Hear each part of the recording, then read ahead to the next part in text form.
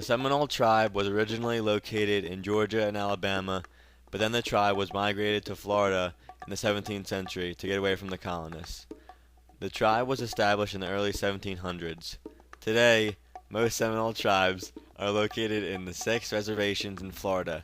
Some other tribes are located in Oklahoma. The Seminoles spoke Muskogee. There were many conflicts with the Seminole tribe throughout history. They faced much adversity and had to rely on themselves to succeed. The Seminoles believed that religion and medicine went hand in hand, and they worshipped multiple gods. Since the Seminoles were Creek people, their religious beliefs were based on the Creek.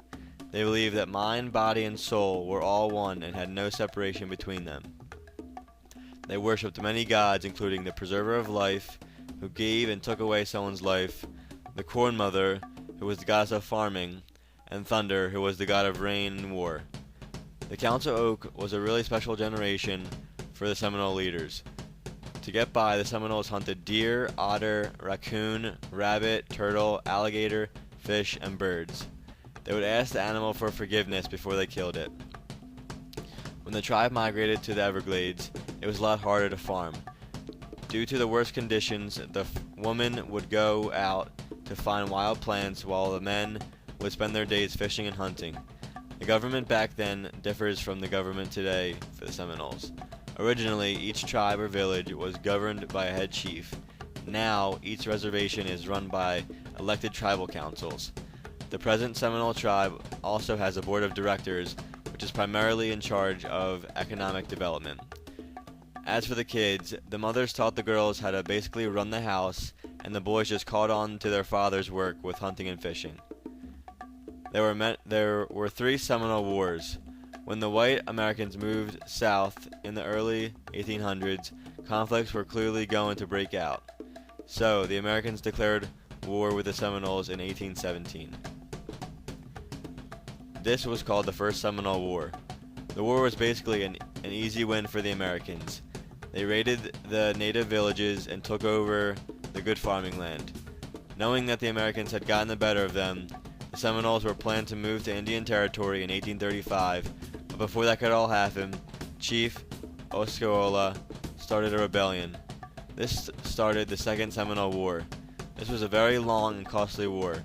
It ended up being the most costly Indian war in American history. Chief Osceola ended up dying in prison shortly after the war. The Third Seminole War started in 1855. The U.S. government offered the Seminole tribe money to leave Florida, but they ended up not accepting. After all of these wars, the Seminoles were left alone for 75 years. In 1510 was the first recorded European contact with the Seminole ancestors.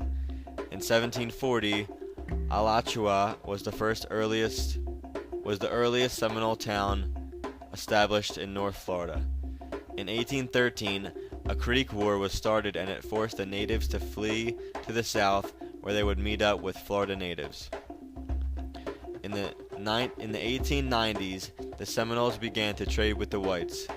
In more recent times, in 1995, the Seminole tribe moved its headquarters to a new 4-story building in Hollywood. Nowadays, tribal bingo facilities and casinos are the Seminoles' most profitable enterprises.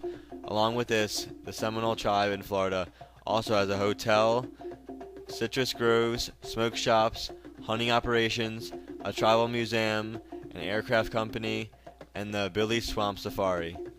In 1957, the Seminoles adopted a constitution and voted to officially become the Seminole Tribe of Florida. So, the Seminole tribe is still a successful tribe in Florida.